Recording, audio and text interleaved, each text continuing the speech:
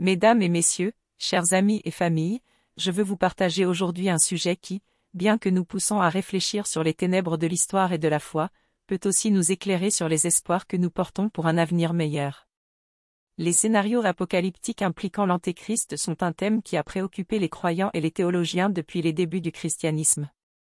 À travers les âges, ces récits ont évolué, influençant à la fois la littérature, l'art et la culture populaire. Mais qu'est-ce que ces récits nous disent vraiment de nous-mêmes et de notre monde?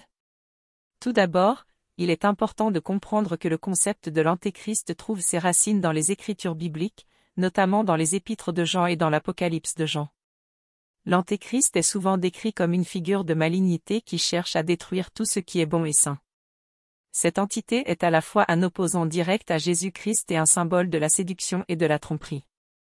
À travers le temps, les interprétations de l'identité et des actes de l'Antéchrist ont varié, allant de personnages historiques tels que Néron et l'empereur romain à des figures mythiques comme le diable lui-même.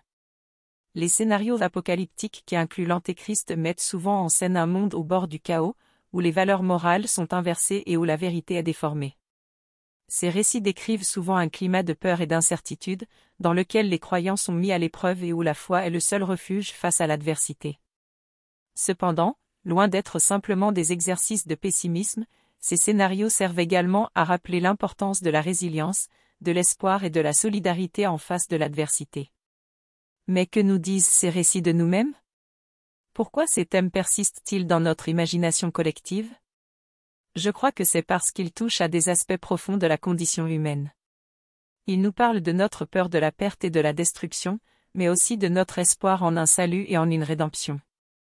Il nous défie à considérer comment nous réagissons face à l'inconnu et face à l'adversité, et comment nous choisissons de nous traiter les uns les autres dans les moments les plus sombres.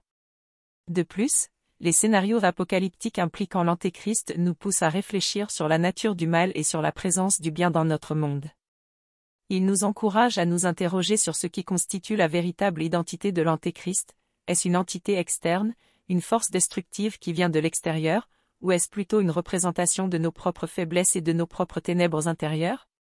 En fin de compte, les scénarios apocalyptiques impliquant l'Antéchrist ne sont peut-être pas autant des prédictions ou des prophéties sur des événements à venir, mais plutôt des miroirs qui nous renvoient notre propre reflet. Ils invitent à une introspection profonde, nous encourageant à explorer nos croyances, nos valeurs et notre place dans le monde.